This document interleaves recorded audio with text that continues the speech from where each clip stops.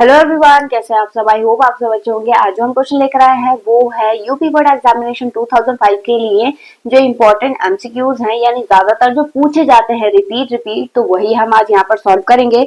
देखिए एमसीक्यूज में पहला एमसीक्यू दे रखा है हमें, एक त्रिघात बहुपद के अधिक से अधिक शून्यकों की संख्या कितनी होती है। तो ध्यान रखिएगा, जो घात पे डिपेंड करता है। जैसे यहाँ पर x माइनस वन है, ठीक है, तो इसका एक ही शून्यक होगा। शून्यक होता है जिसे ऐसी वैल्यू जिसे रखने पर इसका जो वैल्यू है वो जीरो हो जाएगी, पूरी मान जीरो हो जाएगा इसका, ठीक है। अगर एक्स स्क्वायर है तो पावर कितनी है टू, तो इसके कितने शून्यक होंगे टू। अगर एक्स की पावर थ्री है तो शून्य कितने होंगे थ्री। अगर एक्स की पावर फोर है तो शून्य कितने होंगे फोर। मतलब जो शून्य डिपेंड करते हैं वो इसकी पावर पर डिपेंड करते हैं, जितनी पावर उतने शून्य, ठीक है। तो इसमें कौन सा ऑप्शन करेक्ट हो जाएगा हमारा, option three, option B three जो है वो करेक्ट हो जाएगा। फिर इसके बाद दिया है संख्या 140 का अभाज्य गुणनखंड होगा। तो 140 का अभाज्य गुणनखंड देख लेते हैं। तो यहाँ पर 140 का अभाज्य गुणनखंड क्या होगा, टू से कट कर लेते हैं सेवन, फिर टू से 35, थ्री से सॉरी फाइव से सेवन और थ्री, तो ये आएगा थ्री इंटू टू की पावर टू इंटू सेवन। तो कौन सा ऑप्शन मैच हो रहा है इसमें, थ्री नहीं सॉरी फाइव इसमें। तो टू की power two, five into seven, तो यहाँ पर हमारा ऑप्शन सी जो है वो करेक्ट हो जाता है, ठीक है। फिर इसके बाद दिया है भाज्य भाजक भागफल एवं शेषफल में संबंध होगा। तो देखिए यहाँ पर जो होगा हमारा, जैसे शेषफल जो है वो हमेशा किस में आएगा, प्लस में आएगा। एक आपको ट्रिक याद रखने का, ऐसे याद रख सकते हैं आप, ठीक है। प्लस होगा हमेशा, शेषफल प्लस में दिखाते हैं, ठीक है। और जो भागफल है वो आता है हमेशा मल्टीप्लाई में, ठीक। अब बचे भाज्य और भाजक। तो भाज्य क्या होता है, जिससे हम डिवाइड कर रहे हैं, ठीक है। और भाजक क्या होगा, जो डिवाइड के अंदर होता है। तो इसमें देखिए शेषफल और भागफल से रिलेटेड जो हमारा होगा, भाज्य बराबर भाजक इंटू भागफल प्लस शेषफल, ठीक है। अब देखिए इसका नेक्स्ट क्वेश्चन नंबर 4 दिया है, रैखिक समीकरण x प्लस। तो यहाँ पर हमें दिया है क्वेश्चन नंबर 4 में रैखिक समीकरण एक दी है x plus two y plus three is equal to zero, ठीक है। और दूसरा दिया है three x minus six y plus one is equal to zero, ठीक है। इनका युग्म हल क्या होगा। तो देखिए यहाँ पर जो वन है, क्योंकि यहाँ पर a की वैल्यू कितनी वन और a2 की वैल्यू a1 a2 हो गया माइनस थ्री, फिर b1। जब भी दो इक्वेशन में युग्म से रिलेटेड है तो यही होगा ये, ठीक है। यहाँ पर नेक्स्ट क्या हो जाएगा, टू और माइनस सिक्स, b2 क्या हो जाएगा माइनस सिक्स, C1 थ्री और C2 कितना हो गया वन। अब यहाँ पर देख सकते हैं आप, इसे कट करेंगे तो ये माइनस थ्री, यानी ये दोनों तो इक्वल हो रहे हैं, A2 is equal to B1 upon B2, ठीक। बट C1 अपॉन C2 जो है वो नॉट इक्वल टू है, तो C1 अपॉन C2 ये कंडीशन बन रही है, ठीक है। तो कैसे बनेगी इसमें, देखिए कौन सी आती है ये, जब ये लास्ट वाला नॉट इक्वल टू होता है तो इसे बोलते हैं हम पैरेलल वाली यानी समांतर वाली कंडीशन। तो इसमें हमारा जो ऑप्शन है वो कौन सा करेक्ट हो जाएगा, इनमें से कोई नहीं, इनमें से कोई भी, क्योंकि ऑप्शन हमें दे ही नहीं रखा है। ये अब ये होगा, इसका कोई हल नहीं होगा इसका, ठीक है। तो चलिए बढ़ते हैं इसके नेक्स्ट क्वेश्चन पर। देखिएगा इसका क्वेश्चन नंबर 5, समांतर श्रेणी minus five minus one three seven का सारवांतर ज्ञात करना है। तो सीरीज हमें क्या दे रखी है क्वेश्चन नंबर 5 में, माइनस फाइव माइनस वन और दिया है थ्री सेवन, ठीक है। सारवांतर क्या होता है, d is equal to a two minus a one, यानी ए वन जो पीछे वाला टर्म है उसमें से आगे वाला टर्म माइनस करना है। तो d is equal to minus one minus minus five is equal to minus one plus five is equal to क्या, क्योंकि ब्रैकेट ओपन करेंगे क्या आ जाएगा प्लस का साइन, तो ये हो गया फोर। यानी हमारा इसमें जो ऑप्शन करेक्ट होगा वो होगा ऑप्शन डी।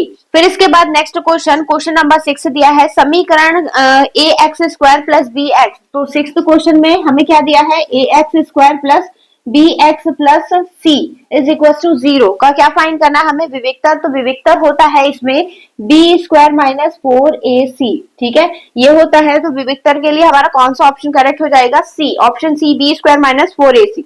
फिर नेक्स्ट क्वेश्चन है क्वेश्चन नंबर 7, दो बिंदुओं ए और बी के बीच की दूरी। तो यहाँ पर 7 क्वेश्चन में हमें दो बिंदु दे रखे हैं, कौन कौन से, 2, 3 और दूसरा दिया है 4,1 4,1। तो दूरी का फॉर्मूला पूछा है, तो दूरी कैसे निकालते हैं हम, दोनों बिंदुओं के बीच की, रूट में x2 माइनस x1 का स्क्वायर, ठीक है, प्लस y2 माइनस y1 का स्क्वायर, ठीक है। ये हो गया x1, ये हो गया y1, ये हो गया x2, ये हो गया y2। तो वैल्यू पुट कर दीजिए इसमें, x2 यानी 4 माइनस 2 का स्क्वायर प्लस 1 माइनस 3 का स्क्वायर, कितना आएगा यहाँ पर, 2 का स्क्वायर माइनस वो प्लस, फिर माइनस 2 का स्क्वायर, दोनों को प्लस करेंगे तो ये होगा 4 प्लस 4, क्योंकि स्क्वायर करेंगे माइनस साइन तो हट जाएगा। कितना आ गया यहाँ पर, रूट में 8, या फिर आप इसे लिख सकते हैं 2√2, ठीक है। तो इसे इस टाइप से करना था। आई होप आपको समझ में आया होगा। चलिए बढ़ते हैं इसके नेक्स्ट क्वेश्चन पर।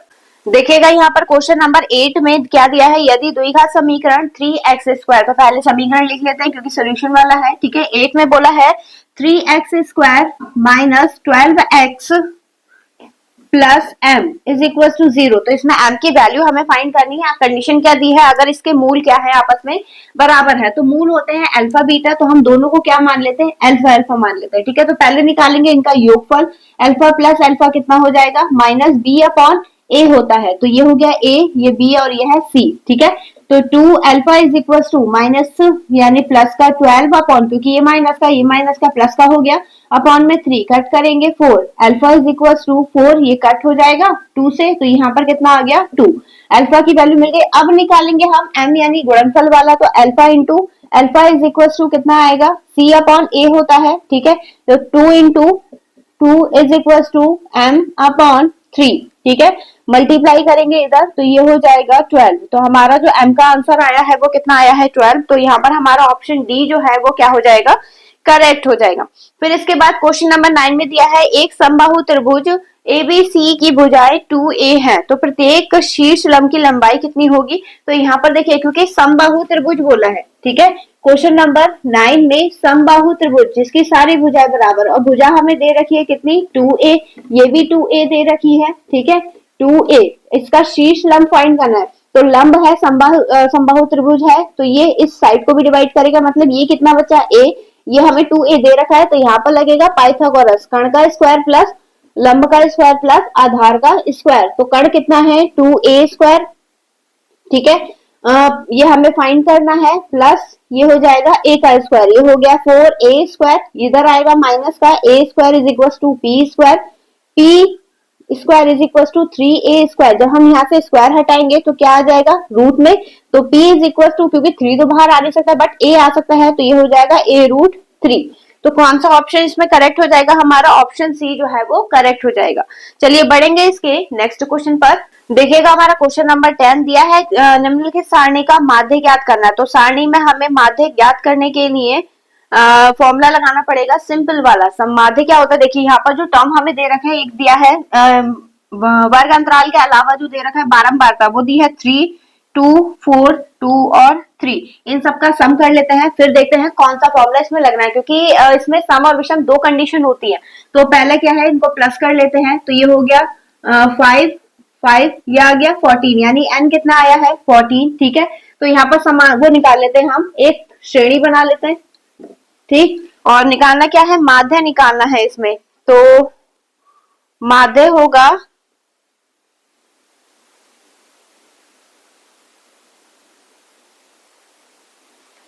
माध्य हो जाएगा, यहाँ पर आ गया वर्ग अंतराल, ठीक है, यहाँ पर f, और इसमें बीच में निकालेंगे हम x की वैल्यू, यहाँ पर आएगा CF, ठीक। तो ये हो गया 0 to 1, सॉरी 1 to 3, ठीक, 3 to 5, 5 to 7, 7 to 9 और 9 to 11, ठीक है। और f कितना है 3, 2, 4, 2, 3। x कैसे निकालते हैं, इन दोनों को प्लस करके डिवाइड करके, तो 2, 4, 6, 8 और ये 10। अब ये जो प्लस करेंगे वो सिर्फ f को प्लस करना है, तो ये हो गया 3, ये 5, फिर इसमें प्लस करेंगे 9, 9 को प्लस करेंगे 11 और ये 14, ठीक है। क्योंकि हमारा n क्या है, ये आ गया है सम, सम के लिए कंडीशन होती है माध्य निकालने की n अपॉन 2 व पद प्लस ये 8th क्लास का फॉर्मूला इसमें यूज हो रहा है, सिर्फ एमसीक्यू में लगता है ये वाला, ठीक है, ध्यान रखिएगा। और इसके बाद n अपॉन 2 प्लस 1 व पद, ठीक है। डिवाइड में कितना आ गया 2, तो यहाँ पर n कितना है 14/2 वा पद प्लस 14/2 प्लस 1 वा पद upon 2 is equal to, cut करेंगे कितना आ गया 7 टर्म, ठीक है, 7वां पद, और यहाँ पर कट करेंगे 7 प्लस 1 यानी 8वां पद अपॉन 2। तो 7वां पद कैसे काउंट करेंगे, देखिए ये तो हो गए 3 टर्म यहाँ तक आ गए, 3 के बाद तो प्लस करेंगे, टोटल 5 टर्म यहाँ तक आ गए, ठीक है। 5 के बाद 9 टर्म आ रहे यहाँ तक, यानी 7 और 8 दोनों इसी में है, तो ये आएगा 4 प्लस 4 अपॉन 2, तो ये हो जाएगा 8/2, कट करके कितना आ गया 4, यानी इसका जो माध्य आ रहा है वो कितना आ रहा है 4 आ रहा है। यहाँ पर हमारा ऑप्शन बी जो है वो करेक्ट हो जाएगा 4, ठीक है। तो आई होप आपको समझ में आया होगा। चलिए बढ़ते हैं इसके नेक्स्ट क्वेश्चन पर। देखिएगा हमारा क्वेश्चन नंबर 11, क्वेश्चन नंबर 11 में दिया है sin 27, ठीक है, अपॉन cos 63, ठीक है, ये दिया है। इसकी वैल्यू अगर इस टाइप से कोई आपको दिख रहा है नंबर, इन दोनों का पहले सम करके देख लीजिए, ऊपर cos और sin या फिर tan और cot है तो उसकी वैल्यू हमेशा 1 होती है अगर आप कैलकुलेशन से बचना चाह रहे हैं। और होती कैसे है, क्योंकि हमारा जो sin 90 माइनस थीटा होता है वो होता है cos 90 cos थीटा, या फिर अगर आप cos 90 माइनस थीटा लिखेंगे तो वो होता है sin थीटा। ये फॉर्मूला आपको याद रहना चाहिए, ठीक है। इसमें वही लगेगा, हम इसमें से किसी एक को चेंज करेंगे तो हम इसे लिख सकते हैं cos 90 माइनस 27, ठीक है, अपॉन, क्योंकि थीटा की जगह पर यही वैल्यू आ जाती है। देखिए ये दोनों वैल्यू सेम है, तो अगर आप इसको रिप्लेस करके ये लिखेंगे तो ये पार्ट आ जाएगा, ठीक है। मैंने साइन को चेंज करा है किसमें, cos में, तो यहाँ पर हो जाएगा 63 cos, माइनस करेंगे कितना बचेगा 63, यहाँ पर भी cos 63, तो वैल्यू कितनी आ गई इसकी 1। तो यहाँ पर हमारा कौन सा ऑप्शन करेक्ट हो जाएगा, ऑप्शन ए करेक्ट हो जाएगा। फिर इसके बाद दिया है हमारा क्वेश्चन नंबर 12, cos a की वैल्यू हमें दे रखी है कितनी, cos a 12 में इज इक्वल टू √3/2 दे रखी है, ठीक है। और पूछा क्या है इसमें, sin 2a की वैल्यू पूछी है, तो ये किसकी वैल्यू होती है, सबसे पहली बात ये होती है 30 की वैल्यू, तो cos a is equal to होगा cos 30, a की वैल्यू कितनी आ गई 30। अब हमें वैल्यू किसकी निकालनी है, sin 2a की, तो sin 2a यानी sin 2 इंटू 30, ये हो जाएगा sin 60 डिग्री, और sin 60 डिग्री की वैल्यू कितनी होती है √3/2। तो यहाँ पर हमारा ऑप्शन जो है वो डी √3/2 क्या हो जाएगा, करेक्ट हो जाएगा। फिर इसके बाद नेक्स्ट क्वेश्चन, क्वेश्चन नंबर 13 में दिया है 13 क्वेश्चन में दिया है 1 plus tan square a upon 1 plus cot square a, ठीक है, cot स्क्वायर a। अब हमें पता है कि cot क्या होता है, cot होता है 1/10, तो हम इसे चेंज करेंगे इसमें, ठीक है। cot a is equal to, यहाँ पर 1 प्लस, ऊपर वाले पार्ट को चेंज नहीं करना है, सिर्फ नीचे वाले एक को चेंज कर लीजिए आप, किसी एक को, ठीक है। तो यहाँ पर हो गया 1 plus tan square theta plus 1 plus 1/tan square a, ठीक है। एलसीएम लेंगे तो ये हो जाएगा 1 plus tan square a upon tan square a plus 1 upon tan square a। ये जो tan डिनोमिनेटर में है ये जाएगा ऊपर मल्टीप्लाई में, तो यहाँ आ गया tan स्क्वायर a, बचेगा क्या यहाँ पर 1 प्लस tan स्क्वायर a, ठीक है। और इसे आगे पीछे करके लिख सकते हैं क्योंकि प्लस का है, तो 1 प्लस tan स्क्वायर a, तो ये दोनों कट हो जाएंगे, आंसर क्या आ जाएगा इसका tan स्क्वायर a, ये ध्यान रखिएगा, ठीक है। तो यहाँ पर हमारा कौन सा ऑप्शन करेक्ट हो जाएगा, ऑप्शन डी जो है वो करेक्ट हो जाएगा। चलिए बढ़ेंगे इसके नेक्स्ट क्वेश्चन। चलिए देखिएगा हमारा क्वेश्चन नंबर 14, क्वेश्चन नंबर 14 दिया है sin 2a, sign question number 14 में sin 2a is equal to दिया है 2 sin a, 2 sin a, ठीक है।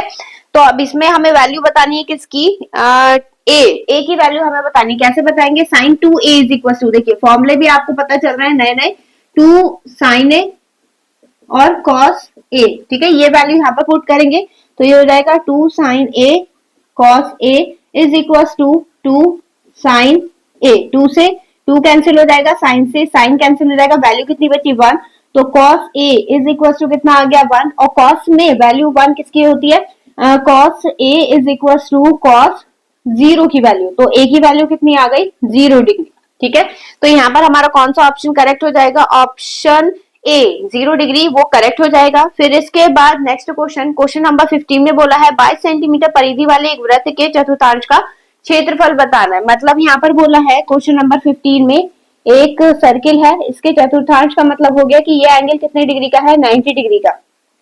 हमें परिधि दे रखी है, सबसे पहले हमें फाइंड करना पड़ेगा आर। तो परिधि का फॉर्मूला यानी ये दिया है हमें 22 परिधि, परिधि होती है इसकी 2 पाई आर, 2 से ये 11 हो जाएगा। ठीक है, r is equal to 11 into 7 upon, ये पाई की वैल्यू मैंने उल्टी करके लगाई है यहाँ पर 22, कट करेंगे कितना आएगा 2, आर आ गया हमारा 7 अपॉन 2। अब लगाएंगे चतुर्थांश का फॉर्मूला, क्षेत्रफल हमें सिर्फ इसका निकालना है चतुर्थांश का। ठीक है, तो यहाँ पर क्षेत्रफल हो जाएगा pi theta upon 360 into pi r square. ठीक है, तो पाई की थीटा कितना है 90 अपॉन 360 इंटू पाई की वैल्यू कितनी हो जाएगी 22 upon 7 into 7 upon 2 into 7 upon 2। ठीक है, ये कट हो गया 4 टाइम में, ये कट हो गया 11।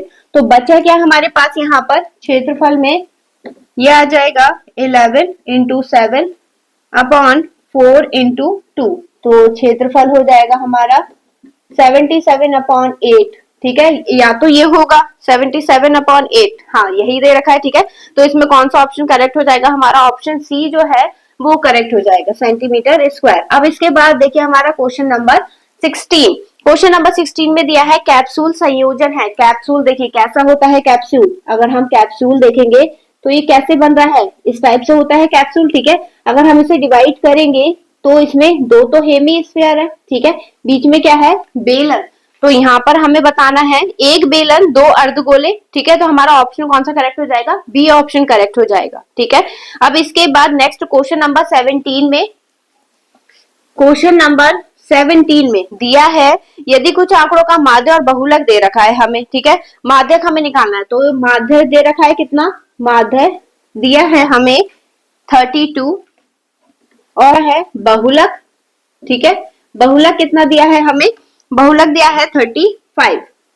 तो माध्यक निकालना है हमें, तो क्या होगा बहुलक इज इक्वल टू 3 माध्यक माइनस 2 माध्य। ठीक है, तो बहुलक हमें कितना दिया है, बहुलक दिया है 35, माध्यक 3 इंटू माध्यक हमें निकालना है, तो माध्यक हम ऐसे लिख देते हैं। ठीक है, माध्यक माइनस 2 इंटू 32, तो 35 और ये इधर आएगा प्लस हो जाएगा, प्लस मल्टीप्लाई करेंगे 64 इज इक्वल टू 3 माध्यक। ठीक है, और माध्यक के लिए हमें करना पड़ेगा अब डिवाइड, इन दोनों को प्लस कर लेते हैं 9 अपॉन 3 कट करेंगे 33, तो आंसर कितना है इसका 33। तो यहाँ पर हमारा ऑप्शन डी जो है वो क्या हो जाएगा, करेक्ट हो जाएगा। चलिए बढ़ते हैं इसके नेक्स्ट क्वेश्चन पर। देखिएगा हमारा क्वेश्चन नंबर 18, क्वेश्चन नंबर 18 में दिया है निम्नलिखित बारंबारता सारणी का बहुलक वर्ग बताना है। बहुलक वर्ग मतलब हो गया वर्ग अंतराल में बताना है कि जिसका नंबर सबसे ज्यादा आ रहा है उसका वर्ग अंतराल कितना होगा। तो यहाँ पर देखिए जो नंबर हमें दे रखे हैं वो दिया है 8, 7, 18, 19 और 6। तो सबसे बड़ा नंबर कौन सा है 19। ठीक है, जैसा कि आपको दिख रहा होगा। ठीक है, 19 है, 19 के ऊपर जो हमें वर्ग अंतराल दे रखा है वो कितना है 15 और से 20। तो यहाँ पर जो इसका आंसर होगा वो 15 to 20 होगा। तो ऑप्शन जो है हमारा बी वो करेक्ट हो जाएगा। ठीक है, फिर नेक्स्ट क्वेश्चन, क्वेश्चन नंबर 19 में दिया है दो पासों को एक साथ उछालने पर दो पासों पर प्राप्त संख्याओं का योगफल कितना होना चाहिए, 30 और 10 होना चाहिए। ठीक है, तो क्वेश्चन नंबर 19 में हमें पता है दो पासे जब हम फेंकते हैं तो एनएस कितना होता है, यानी टोटल कंडीशन कितनी बनती है 36। अब हमें सम लेकर आना है कितना 10, तो किस कंडीशन पे आएगा एन ई हमें निकालना पड़ेगा। तो यहाँ पर एन 10 लेकर आना है, तो एक तो हो जाएगा 4, 6, ठीक है 5 और 6, 4। इसके अलावा और कोई कंडीशन नहीं है जिसमें 10 आ जाए, तो 3 कंडीशन आ गई हमारी। तो ये हो जाएगा 3 अपॉन यानी पीई हो जाएगा प्रोबेबिलिटी 36 यानी 1/12। तो इसमें हमारा ऑप्शन जो है